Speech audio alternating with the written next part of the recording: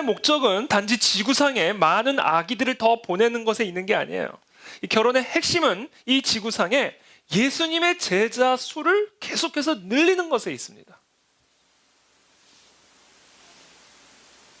그래서 남자와 여자가 한 몸을 이루어 아이를 출산하는 이 모형은 그리스도와 그리스도의 몸된 교회가 연합하여 그리스도의 제자를 출산하는 그림의 모형이에요. 그래서 아내가 남편에게 그리스도께 대하듯 하고 남편이 아내에게 교회에게 대하듯 함으로 그리스도의 제자를 출산하는 것이 결혼의 목적이다. 그것이 결혼이 담고 있는 비밀이다라는 것입니다.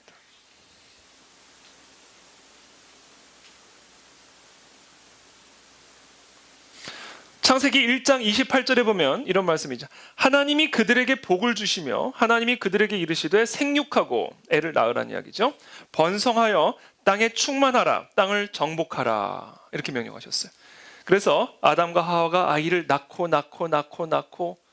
해서 정말 이 명령대로 사람이 온 땅에 충만하게 번영하기 시작했습니다. 근데 갑자기 창세기 9장에 이르러서는 하나님이 무엇을 하세요? 하늘에서 물폭탄을 내려서 그 편만하게 충만한 인간들을 다 쓸어내버리십니다. 하나님이 결혼을 통해 단지 이 땅을 사람으로 가득하게 채우기 위한 것이 목적이었다면 홍수로 그 많은 사람들 다 쓸어내지도 않으셨을 거예요. 하나님이 왜 홍수로 이 세상에 충만한 그 사람들을, 생육하고 번성한 그 사람들을 다 쓸어내버리셨을까? 그 이유를 창세기 6장에서 하나님이 이렇게 말씀하세요. 창세기는 이렇게 말씀하세요. 여호와께서 사람의 죄악이 세상에 가득함과 그의 마음으로 생각하는 모든 계획이 항상 악할 뿐임을 보시고 땅 위에 사람 지으셨음을 한탄하사 마음에 근심하시고 이르시되 내가 창조한 사람을 내가 지면에서 쓸어버리되, 그러면서 이렇게 결론을 지으시죠. 이는 내가 그것들을 지었음을 한탄함이니라. 여러분 기억하십시오. 결혼을 통해 이루고자 하셨던 하나님의 목적은 이 땅을 단순히 사람으로 채우고자 하는 것에 있지 않습니다. 그냥 사람이 아니라 하나님을 예배하는 사람으로 채우고자 하시는 것이 결혼의 목적이요 출산의 목적입니다. 남녀가 결혼하여 자녀를 출산하고 그 출산한 자녀들을 하나님의 교훈과 훈계로 양육하여 물이 바다를 덮은 같이 여호와를 아는 지식으로 이 땅을 충만하게 번성하고 채우는 그것이 바로 결혼을 향한 하나님의 목적이요 출산을 향한 하나님의 목적임을 기억하게 되기를 축복합니다. 그래서 오늘 사도 바울은 자녀들에게 다음과 같이 명령을 합니다. 6장 1절이에요. 본문의 말씀. 자녀들아, 주 안에서 너희 부모에게 순종하라. 이것이 옳으니라. 자녀들이 부모에게 순종하라. 자녀들아, 주 부모에게 순종하라. 이것이 옳으니라. 여러분, 자녀들이 부모에게 순종해야 하는 이유는 무엇일까요? 자녀들이 부모에게 순종해야 하는 이유는 무엇일까요? 사도 바울은 그것이 옳기 때문이라고 이유를 설명합니다.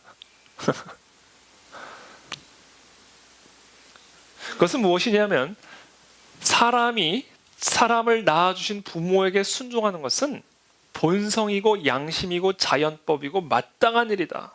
그러므로 사람이 부모에게 순종해야 하는 이유는 그것이 옳기 때문이라는 거예요.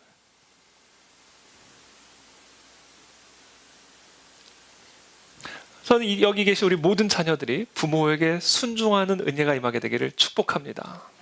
그것이 옳은 일입니다. 사람이라면, 저와 여러분들이 사람이라면 부모에게 순종하는 것이 마땅한 옳은 일이다. 그러나 사도 바울이 오늘 자녀들에게 순종을 요구하는 것은 단순히 이와 같은 자연법적인 이유 때문만은 아니에요. 오늘 자녀들에게 순종할 것을 요구하시는 그 이유는 부모란 자녀를 출산할 뿐 아니라 그 자녀들을 그리스도의 제자로 훈련시키는 책임과 권위를 부여받은 권위자이기 때문입니다.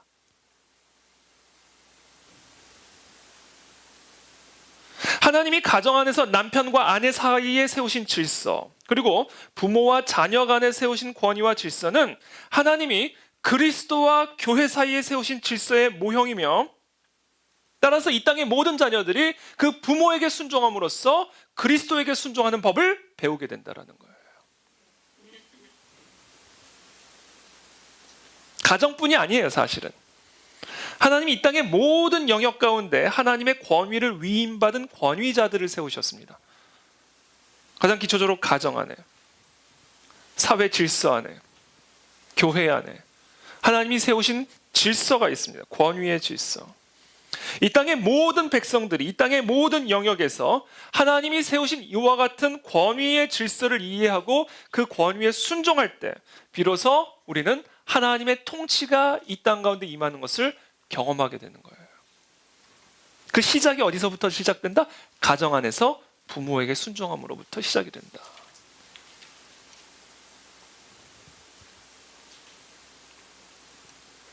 로마서 13장 1절에서 2절의 말씀입니다. 각 사람은 위에 있는 권세들에게 복종하라. 권세는 하나님으로부터 나지 않음이 없나니. 이게 중요한 말씀이에요.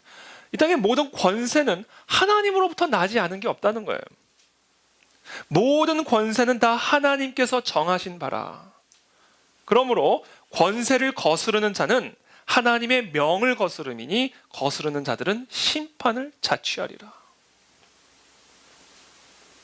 이 같은 관점에서 볼 때요, 이 세상에서 제일 위험한 사람이 누군지 아세요?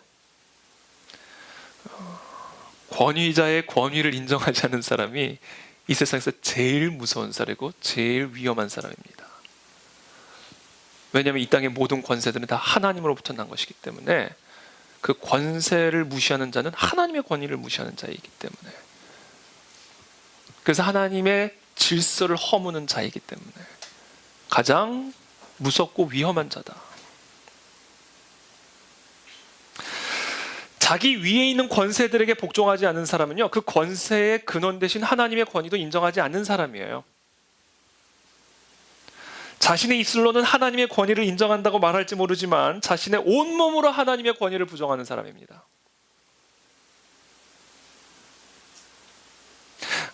남편에게 복종하지 않는 아내는 주님에게도 복종하지 않아요. 부모에게 순종하지 않는 사람은 그리스도에게도 복종하지 않습니다. 그건 불가능한 일이에요. 남편에게 복종하지 않는 사람이 교회 목사에게는 복종하겠어요? 부모에게 복종하지 않는 사람이 교회 목사에게는 복종하겠어요? 그러니까 교회가 혼란스러워지는 거예요. 그러니까 지금 이 세상의 현실을 한번 보세요. 가정을 한번 보십시오. 부모 자식 간의 관계를 한번 보세요. 학교 현장을 한번 보십시오. 그리고 교회들을 보세요.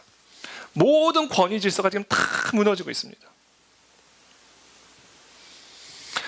이 세상 사람들이 이 남편의 권위를 인정하지 않고 부모의 권위도 인정하지 않고 하나님이 세우신 이 세상 권위자의 권위를 도무지 인정하지 않는 이유는 본질적으로 하나님의 권위를 인정하지 않고 있기 때문이에요. 그러니까 이 땅에 가정이 회복이 되고 교회가 회복이 되고 나라가 회복이 되고 하나님의 나라가 회복이 되려면 무엇보다 가장 먼저 하나님이 세우신 권위가 회복이 되어야 하고 그 권위에 순종하는 법부터 배워야 됩니다. 그 훈련이 어디서부터 시작되는가? 가정에서부터. 자녀가 부모에게 순종함으로써 시작이 되는 겁니다. 이것이 모든 순종의 기초예요. 그래서 예수님도 하나님 아버지에게 순종하는 법을 배워서 온전해지셨다, 이렇게 되어 있습니다. 히브리서 5장 8절 9절. 그가, 예수죠, 그가 아들이시면서도 받으신 고난으로 순종함을 배워서 온전하게 되셨은즉 자기에게 순종하는 모든 자에게 영원한 구원의 근원이 되시고. 여러분, 하나님의 아들도 하나님 아버지에게 순종함으로써 온전함을 배우신 겁니다. 그래서 그리스도의 제자가 되는 조건은 지식이 아니에요. 그리스도의 제자가 되는 조건은 어떤 신비한 영적 체험도 아니에요.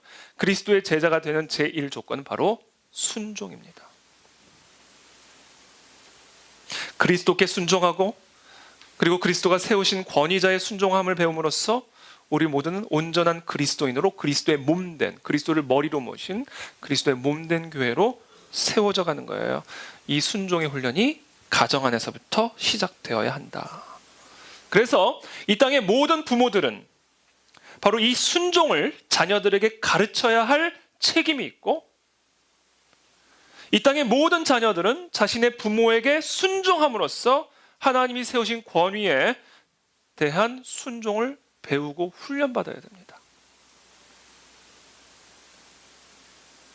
그래서 사도 바울은 부모에 대한 권면을 하기보다 먼저 자녀들에게 명령하는 거예요. 자녀들아, 부모에게 순종하라. 부모에게 순종하는 은혜와 결단이 오늘 이 시간에 있게 되기를 축복합니다.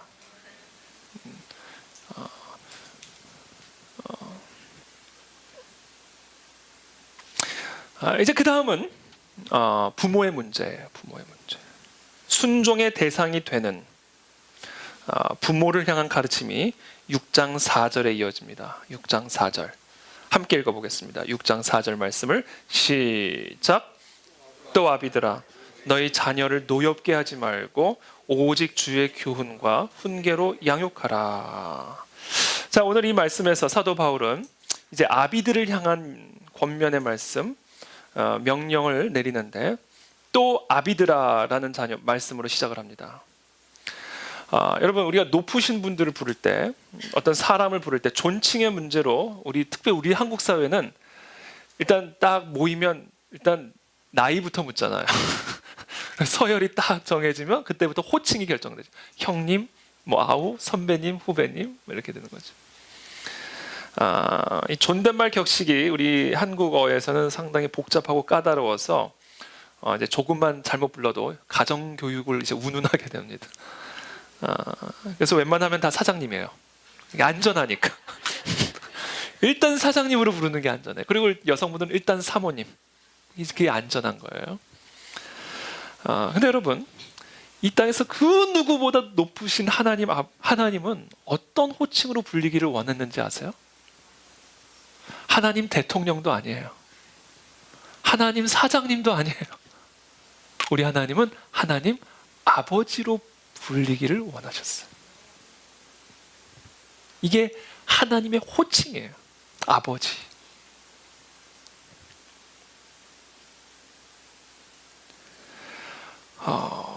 하나님이 아버지로 불리기를 원하셨다는 이 사실도 너무너무 놀라운데, 이 사실보다 더 놀라운 사실은 바로 이 하나님이 이 땅의 모든 아버지들에게 그 호칭을 부여하셨다는 거예요.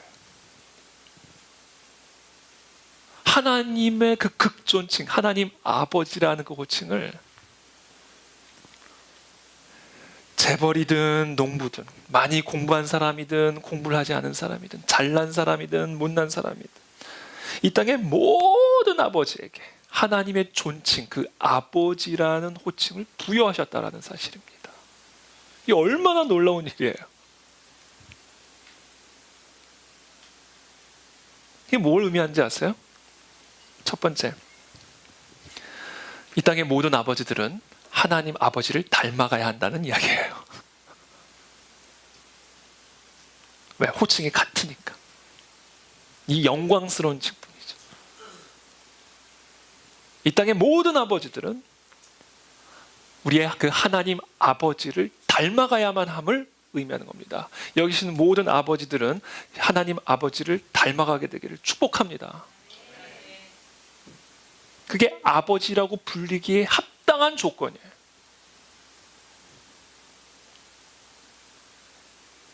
그러니까 결국은요, 아버지의 역할을 제대로 한다는 것은 무엇을 의미하냐면, 이 땅의 모든 아버지들이 하나님 아버지의 모습을 닮아가는 것을 의미하는 거예요.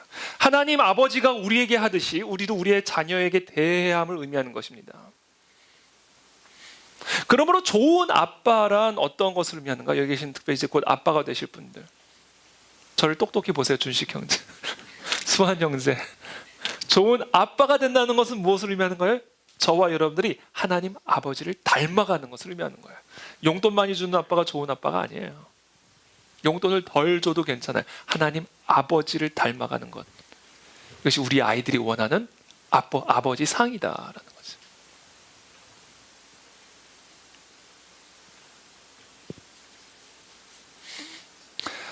그러기 위해서 두 번째, 그러기 위해서는 우리는 어떻게 해야 될까? 우리가 하나님 아버지를 닮아가려면 어떻게 해야 되겠어요?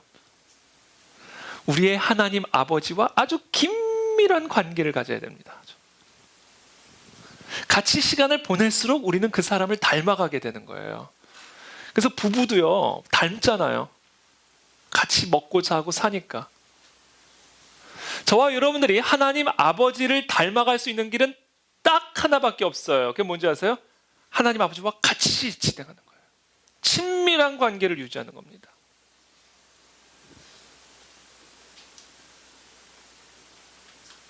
하나님 아버지와 늘 연결이 되어 있어야 돼요. 그래서 나와 하나님과의 관계가 친밀하고 건강할수록 나는 더 하나님 아버지를 닮아가게 되고 나와 나의 자녀도 그와 같이 더욱 친밀한 아버지와 자녀의 관계가 이루어져 갈 수 있다는 겁니다. 저는 이 시간 축복합니다. 여기 계신 모든 아버지들, 하나님 아버지와의 관계를 점검하셔야 됩니다. 이것은 너무너무 본질적인 거예요. 그러면 아버지 타이틀이 자격이 없는 거예요. 만약 그것을 포기한다면. 하나님 아버지인데, 그 호칭인데, 그 호칭을 우리에게 부여하셨는데 하나님 닮아가기를 포기하고 있다면 그것은 그 호칭을 내려놔야 되는 거예요. 내려놔야 되는 겁니다. 그 영광스러운 호칭을 우리에게 부여하셨단 말이죠. 그래서 여기 계신 모든 아버지들, 하나님 아버지와의 관계가 회복되기를 축복합니다. 아버지를 닮아가셔야 돼요. 그것이 좋은 아버지의 모습이다. 구약 성경에 나오는 인물 중에 유달리 자식 교육에 가장 신경을 쏟은 사람이 누구였을까요? 솔로몬입니다. 그래서 솔로몬은 가장 지혜로운 왕이라는 그런 별명을 갖고 있잖아요. 그래서 자신의 아들에게 전달해주기 위해서 지혜서를 썼죠. 그게 잠언입니다. 그래서 잠언을 보면 계속해서 내 아들아, 내 아들아, 내 아들아. 인간이 누릴 수 있는 모든 것을 누리고 소유했던 솔로몬은 자식을 바르게 교육하려는 마음이 그 누구보다도 간절했어요. 근데 그 아들이 어떻게 됐습니까? 르호보암.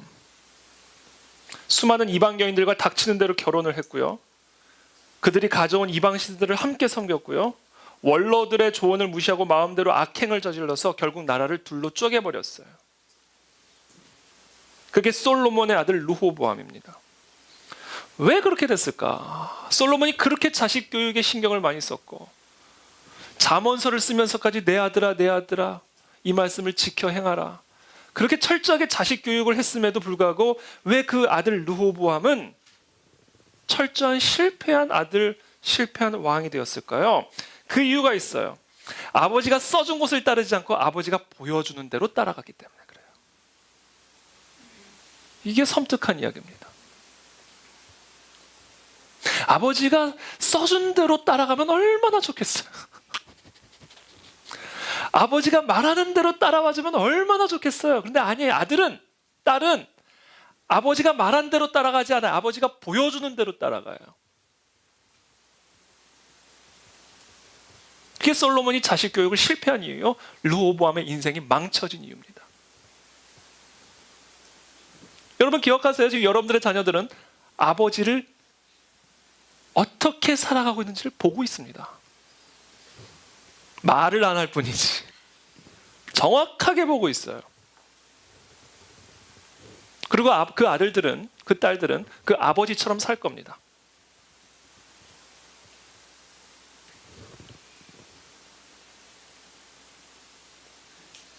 솔로몬 보세요. 1000명에 달하는 첩을 두었잖아요. 말을 네 아내만 사랑하라. 네가 어렸을 때 젊었을 때 얻은 그 아내만을 사랑하는 것이 진짜 기쁘고 행복한 일이다.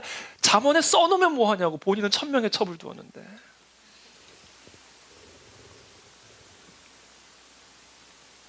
하나님을 경외하라. 이것이 지식의 근본이다라고 말을 하면 뭐하냐고요. 자신의 안방에 이방신들을 두고 섬겼는데. 그러니까 보세요. 솔로몬이 말한 대로 살지 않아요. 우리 자녀들은. 아버지가 보여주는 대로 사는 겁니다.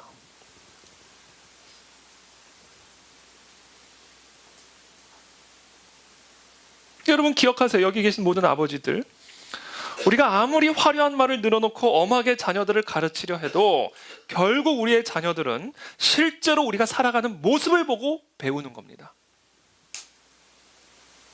그래서 우리의 자녀들에게 가장 결정적인 영향을 미치는 것은 아버지들의 삶이에요.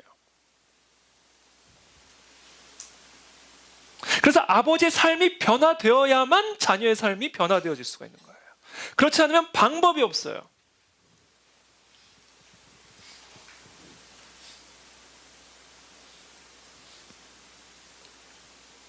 그러므로 우리 아버지들의 삶을 하나님의 마음에 맞게, 하나님의 말씀에 맞게 철저하게 개혁하는, 뼈를 깎는 혁명적 변화의 노력이 이루어지지 않는다면 우리의 수많은 훈계, 수많은 꾸지람, 수많은 교육들은 다 헛것이에요. 다 수포로 돌아가는 겁니다.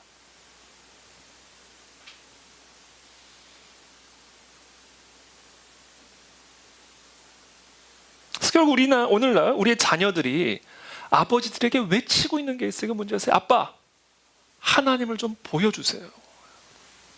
이게 우리 자녀들이 외치고 있는 겁니다. 하나님 아버지에 대해서 설명만 하지 말고, 교회 나오라고 말만 하지 말고, 아버지의 삶을 통해 하나님 아버지를 좀 보여달라는 거예요. 우리 하나님 아버지 같으면 나는 하나님 아버지 안 믿겠다는 거죠. 그 하나님 아버지를 내가 왜 믿냐는 거예요.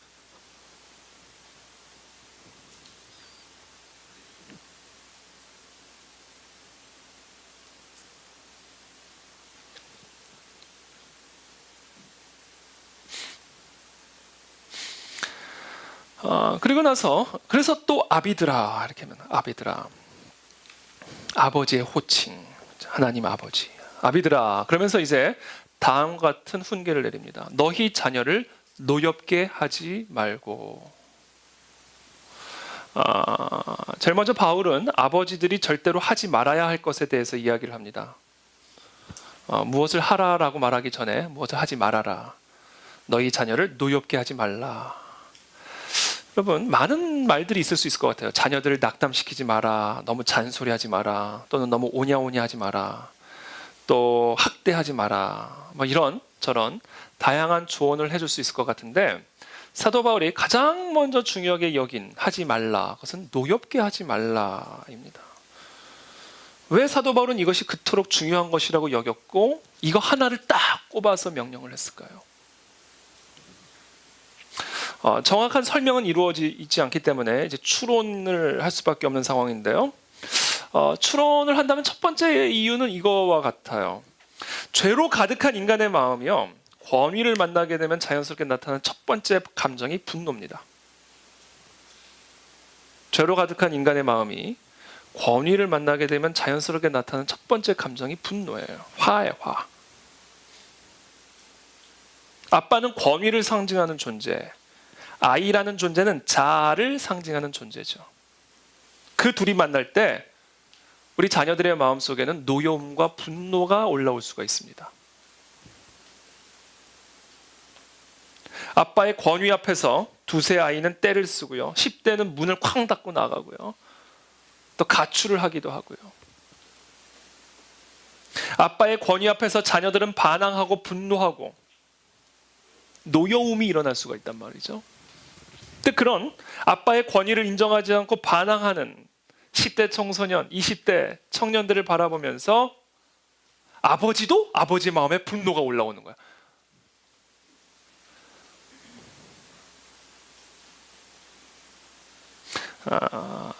그래서 자아로 충만한 죄성을 가진 우리의 자녀들이 아버지의 권위를 만날 때 자연스럽게 이 자녀들의 마음 안에는 노여움과 분노의 반항이 일어날 수가 있고요. 그런 자녀를 바라보는 아버지 마음에도 아니 저 자식이, 이게 나오는 거죠. 저 자식이 이리 와, 이렇게 되는 거예요. 이리 와. 그때는 이리 와가 아니야. 이리 와.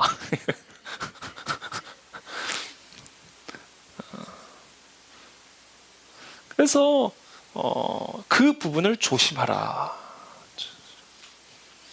그래서 제가 잠깐 한 가지 짚고 좀 계속해서 좀 넘어가고 싶은데요. 특별히 우리 6장 4절의 말씀을 우리 자녀들이 악용하는 경우들이 있습니다. 아빠 지금 노역 6장 4절 위반 이렇게 되는 거예요.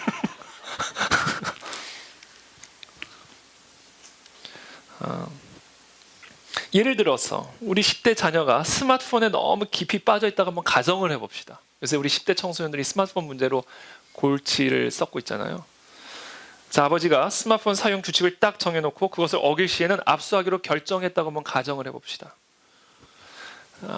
그 자녀가 결국 그 규칙을 어겨서 압수를 당했어요. 그러면 그 아이가 기분이 좋아요? 기분이 나빠요? 화가 나죠. 그때 아빠 에베소서 6장 4절 위반. 나 지금 너무 노여워. 너무 노여워.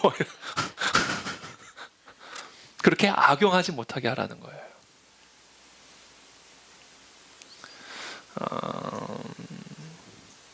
내가 느끼는 감정이 나를 향한 당신의 사랑의 척도다. 따라서 내가 행복하지 않으면 당신은 나를 사랑하지 않는 것이다 라는 말에 조종당하면 안 됩니다. 그건 거짓이에요. 그 사람의 감정에 나는 항상 책임을 갖고 있는 게 아니에요. 내가 노엽다고 해서 그 사람이 나를 미워하는 게 아니에요. 우리는 자녀들이 이 에베소서 6장 4절을 가지고 그렇게 악용하지 못하도록 해야 됩니다. 바울의 가르침은 어떠한 경우에도 자녀들을 노엽게 하면 안 된다라는 말이 아니에요. 여기서 의미하는 것은 자녀들에게 고함을 지르고 부당하고 과도한 징계를 내리고 아버지가 위선을 하고 언어적인 비하를 사용하는 막말들을 하는 이런 것으로 아버지들의 마음 안에 있는 분노를 쏟아내지 말라는 이야기지. 그렇게 해서 아이들의 마음을 상처받게 하지 말라는 이야기지. 자녀들이 느끼는 모든 노여움의 감정에 대해 부모가 책임을 져야 된다는 의미가 아닙니다. 원래요, 여러분, 애나 어른이나 고집스러운 자아로 충만한 이 타락한 인간을 주의 교훈과 훈계로 양육을 하려다 보면 아주 자연스럽게 이 분노의 감정이 나와요. 아주 자연스럽게. 애나 어른이나 똑같죠. 예수님의 가르침과 교훈을 듣고 사람들이 항상 할렐루야 아멘 그랬어요? 아니죠. 죽여라 이렇게 죽여라. 죽여라 그랬잖아요. 그렇다고 예수님이 그들을 미워한 거예요? 아니요. 사랑하셔서 하신 얘기예요. 그러니까 애나 어른이나 고집스러운 자아로 충만한 이 타락한 인간들을 주의 교훈과 훈계로 양육을 하려다 보면 그 안에서 자연스럽게 분노의 감정, 미움의 감정이 솟아나오게 되어 있어요. 그것에 대해서 부모가 책임질 필요 없다는 겁니다. 그 부분에 대해서까지는. 그건 자연스럽게 나오는 감정이기 때문에 이해를 하라는 거예요. 그것을 보고 또 화를 내지 말고 이해하라는 겁니다. 이해. 이것이 바로 너희의 자녀들을 노엽게 하지 말라라는 이 의미가 담고 있는 개념이다라는 것이죠. 그래서 여러분, 모든 아이들도 어른 못지않게 똑같은 타락한 자아로 똘똘 뭉친 죄인이기 때문에 아무리 훌륭하고 인자하고 부드러운 방식으로 권위를 사용하고 주의 말씀으로 훈계하려 해도 우리 아이들 안에는 분노가 일어날 수밖에 없어요. 반항이 일어날 수밖에 없습니다. 그거를 이해해 주라는 거예요. 죄인이니까.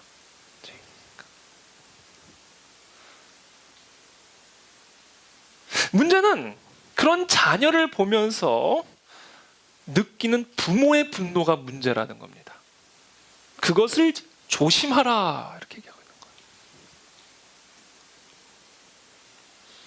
그러니까 이런 연결고리가 있어요. 제가 가만히 묵상을 해보니까 아버지들이 주의 교훈과 훈계로 아이를 양육하죠. 그러면 고집스러운 자아로 충만한 자녀들이 그 교훈과 훈계를 받고 아멘 하는 게 아니라 어이씨 이게 되는 거예요. 분노하는 거예요. 거역하죠. 그러면 그 모습을 본 아버지가 자아로 충만한 똘똘 뭉친 충만한 죄인 된 아버지가 또 똑같이 그것을 보고 분노하게 되는 거예요. 그럼 그 분노하는 모습을 본 자아로 충만한 죄악된 타락한 자녀가 똑같이 또 분노하게 되는 거예요. 이게 분노의 연결고리가 이어지게 된다는 거예요. 그러니까 아비들이 자녀들을 양육을 할 때 타락한 자아로 충만한 자녀들이 분노하고 거역하고 반항하는 것은 지극히 당연한 일이니까 아비들이요 그것을 분노를 분노로 반응하지 말고 이해하라. 노엽게 하지 말라. 쏟아붓지 말라. 지혜롭게 대처하라라는 권면의 말씀이에요. 그래야 부모의 권위, 아비의 권위가 그들에게 상처가 되지 않습니다. 그래서 저는 오늘 그와 같은 반응, 주의 훈계와 교훈으로 양육을 할 때 나타나는 이 자녀들의 분노와 거역과 반항을 바라보는 이 부모가 어떻게 그런 상황에서 자녀를 노엽게 하지 않고 부모에게 주어진 권위를 부드럽게 그 아이에게 진정한 하나님 아버지의 모습을 드러내며 양육할 수 있을지, 자녀를 노엽게 하지 않는 법 3가지를 말씀드리도록 하겠습니다. 쪽집게 가야 합니다. 3가지 방법을 말씀드리겠습니다. 첫 번째, 여기 계신 우리 부모님들의 마음을 넓히십시오. 마음을 넓히셔야 됩니다. 고린도후서 6장 13절에 사도 바울은 이렇게 말합니다. 내가 자녀에게 말하듯이 말합니다. 여러분도 마음을 넓히십시오. 고린도 교회 성도들에게 하시는 말씀이죠. 고린도 교회 성도들에게 자녀들에게 대하듯 말씀하신다 이러면서 여러분들도 마음을 넓히십시오. 이 고린도 교회 안에서 얼마나 갈등이 있었습니까, 성도가. 제사 음식 먹을 거냐 말 거냐, 율법을 지킬 거냐 말 거냐, 다양한 생각과 관점을 가진 성도들이 한데 모여서 계속해서 충돌하고 분열하고, 막 은사는 여기서 나타나니까 이 은사 진짜냐 가짜냐. 그때 사도 바울이 자녀에게 말하든 여러분들 마음을 좀 넓히십시오. 이해의 폭을 확장시키라는 거예요. 여러분의 관점만이 옳은 관점이라고 생각하지 말라는 거예요. 자녀를 부모의 기준과 관점으로 가두거나 누르려고 하지 말고 그 아이를 존중해주고 품어주고 이해하는 마음으로 아비의 권위를 행사하라라는 겁니다. 그러니까 아이를 존중해주는 마음이 없이, 받아들이고 이해해주는 마음이 없이 아비의 권위만을 행사하게 되면 그 권위가 자녀에게 칼이 됩니다.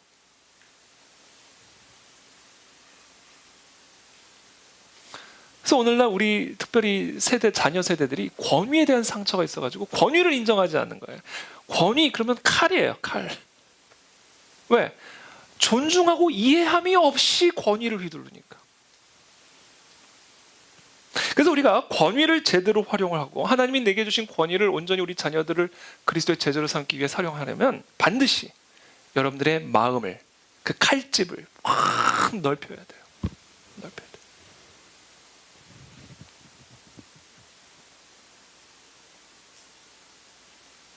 구약 성경에 하나님 아버지를 뭐라고 표현하냐면 나의 산성, 나의 피난처 이렇게 표현을 하죠. 산성이나 피난처는 한마디로 보호막을 의미합니다. 마음을 넓혀라, 이해력을 폭을 넓혀라라는 이야기는 우리 모든 아버지들이 자녀들의 감시자가 아니라 자녀들의 보호막이 되어주라라는 이야기입니다. 저도 요새 이제 우리 이렇게 감시를 하게 돼요. 저도 자꾸 TV를 자꾸 뭘 보고 있나. 한 번은 제가 우리 아이들이 TV를 보고 빨리 TV 끄고 이제 자야지 하고, 그리고 저는 방에 가서 뉴스를 보고 있었어요. 방에 딱 들어, 아빠는 TV 보지 말라고 그러고는 아빠는 왜 보냐고 그러는 거예요. 그래서 아빠는 아빠니까 그랬다가 하나님한테 혼났어요.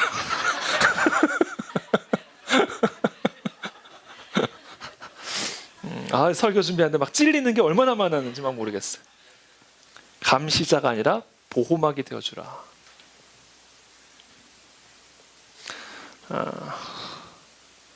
여러분, 피난처가 된다는 건 보호막을 의미하죠. 하나님 아버지는 우리의 보호막이에요. 감시자가 아닙니다. 그처럼 아버지도 자녀들의 보호막이 되어주라는 거예요. 그렇다면 보호막이 되어준다는 건 좀 더 구체적으로 무엇을 의미하는가? 명확한 경계선을 만들어주고 그 경계선 안에서는 자유롭게 뛰놀게 해주라는 거예요. 이게 보호막이에요. 아이들이 절대로 넘어서는 안 되는 그 경계선만 그어주고 그 경계선 안에서는 자유롭게 자신의 꿈을 이야기하고 자신의 열정을 표현하고 자신의 생각을 말할 수 있게끔 해주라는 거예요.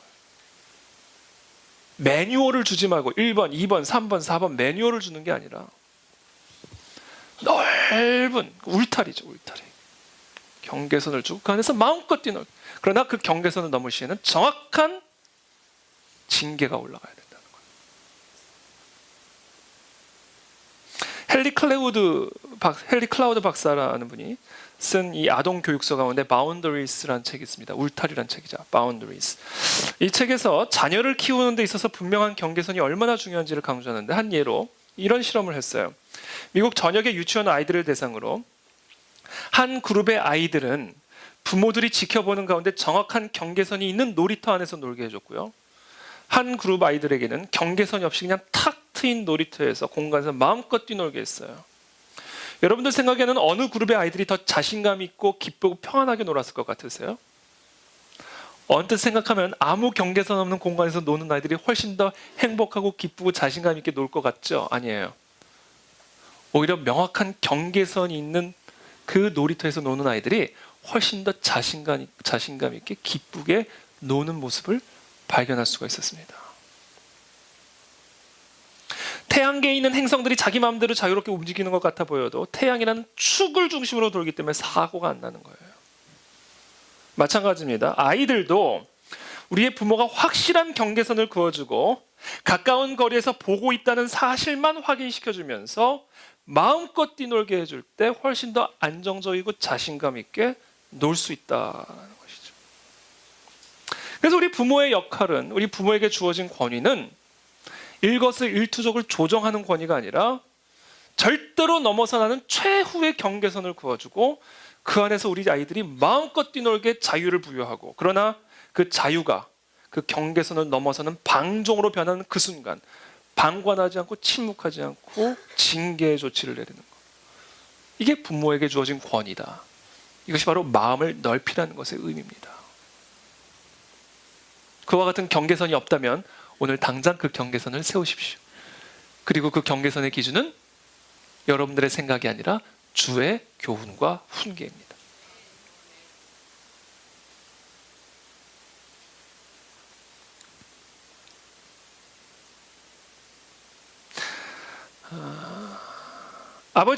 아버지가 자녀들의 이 건강한 경계선을 만들어주고 보호막과 권위가 되어주려면 이제 마음이 넓어야 할 뿐만 아니라 두 번째로 넘어갔는데, 그게 뭐냐면 그 아버지의 영성이 건강해야 됩니다. 그 아버지의 영성이 병들어 있으면요, 경계선도 삐뚤빼뚤 잘못된 경계선이 그어져요. 그 잘못된 경계선이 그어지면 넘어도 되는데 넘었다가 맞는 거고 넘지 말아야 되는데 넘어가 그냥 가버리는 거예요. 그러니까 아버지가 올바른 경계선을 그어주고 그 안에서 우리 아이들이 마음껏 성장하게 하기 위해서는, 양육을 하려면 그 경계선이 잘 그어져야 되는데, 명확하게 그 경계선을 긋는 그 권위를 가진 아비의 영성이 건강해야 된다는 거예요. 그래서 게임을 찢어야 된다는 거예요. 그래서 게임을.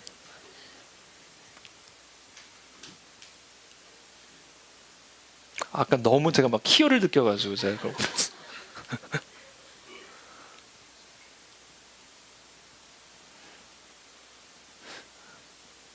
우리 아버지들은 자나깨나 진리신 하나님을 묵상하고 하나님의 길을 따라가 살아가는 일에 헌신해야 됩니다.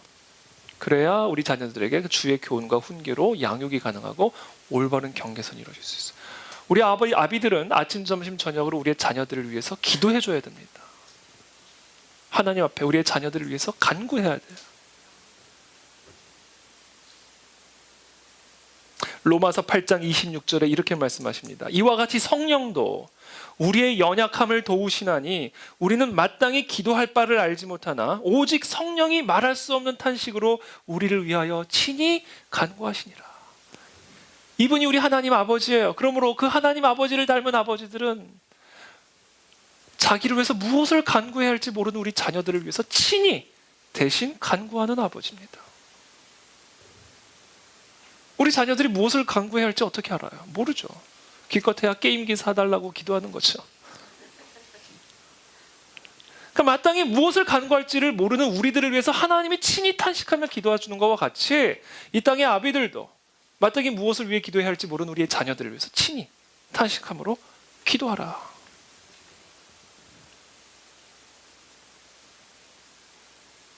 아버지의 영성이 회복되기를 축복합니다.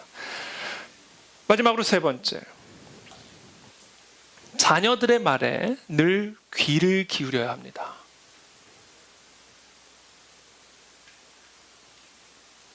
시편 55편 16절에서 17절 말씀.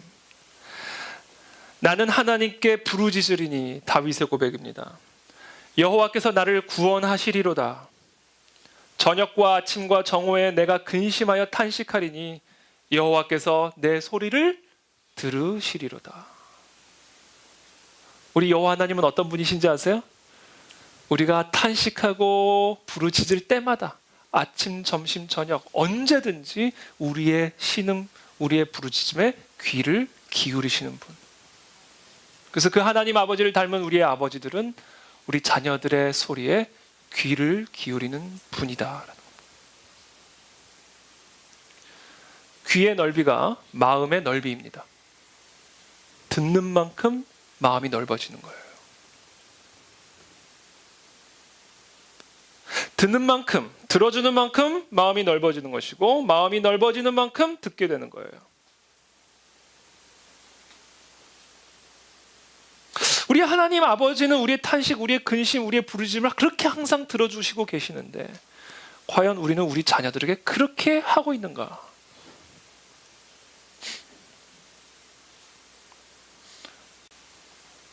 마지막 네 번째 하나가 더 있었네요. 모든 주도권을 하나님 아버지께 양도하십시오. 우리의 자녀의 주도권, 자녀의 삶을 향한 주도권, 그것을 온전히 하나님께 양도하는 아비 어미들이 되기를 예수님의 이름으로 축복합니다. 로마서 8장 16절. 성령이 친히 우리의 영과 더불어 우리가 하나님의 자녀인 것을 증언하시나니. 여기서 우리는 누구예요? 우리 모두예요. 아빠, 엄마, 아들, 딸, 우리 모두가 하나님의 자녀인 것을 성령이 친히 우리의 영과 더불어 증언하고 계신다. 그러므로 내 자녀가 내 자녀 같지만 아니에요. 하나님의 자녀예요. 우리 모두는 다 하나님의 자녀들입니다. 그러므로 여기 계신 우리 아빠, 엄마들은, 아버지, 어머니들은 우리 자녀들에 대한 주인 노릇을 중단해야 됩니다. 내 자식은 내 자식이 아니라 하나님의 자식임을 여러분들이 온전히 인정하고 주도권을 내어드려야 돼요. 그래서 하나님 아버지의 뜻이 우리 자녀들의 삶을 통해 이루어지도록 온전히 하나님께 내어드려야 돼요. 마치 아브라함이 이삭을 번제단에 올린 것처럼. 그것을 보시고 너가 정말 나를 경외하는구나 확인하시고 여호와 이레 하나님을 붙여주신 것처럼 우리의 자녀들을 하나님의 주도권, 양도권을 온전히 하나님께 내어드리며 번제단에 올려드릴 때 우리의 자녀의 삶을 위한 여호와 이레의 하나님을 우리 가운데 보여주실 거예요. 하나님이 친히 책임지시고 우리의 자녀들의 한 걸음 한 걸음을 인도하시며 우리의 자녀의 아버지 되심을 우리 모두에게 분명하게 보여주실 것입니다. 그러면 안심하시고 우리의 자녀의 주도권을 하나님께 내어드리게 되기를 축복합니다. 누구랑 결혼할지, 무엇을 공부할지, 어디서 살지, 다 하나님 아버지 다 계획을 갖고 계시는 거예요.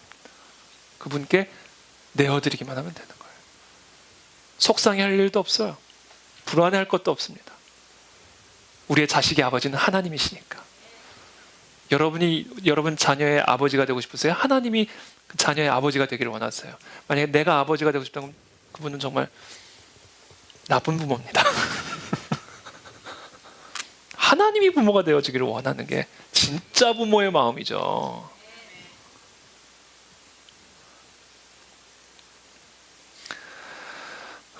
그러면서 다음과 같은 명령을 내림으로 오늘 이 권면의 말씀을 마무리 짓죠. 또 아비들아 너희 자녀를 노엽게 하지 말고 오직 주의 교훈과 훈계로 양육하라. 자녀들이 순종해야 할 것은 주의 교훈과 훈계입니다. 왜냐하면 자녀 출산과 양육의 절대적 가치와 목적은 그들을 그리스도의 제자로 삼는 것이기 때문에 그래요. 우리의 자녀들은 부모의 못 답힌 야망을 대리 성취하는 사람들이 아니에요. 대리 만족시켜주는 도구가 아닙니다. 부모의 제자가 아니라 그리스도의 제자입니다. 그러므로 우리 부모들은 우리 자녀들을 자신의 교훈과 훈계로 양육할 것이 아니라 주의 교훈과 훈계로 양육해야 합니다. 그와 같은 우리 그 안의 진리교회 모든 아버지들, 어머니들이 되기를 예수님의 이름으로 축복합니다. 특별히 이제 곧 아버지가 될 우리 사랑하는 신혼부부 가정 안에 그와 같은 은혜가 함께 있게 되기를 예수님의 이름으로 축복합니다.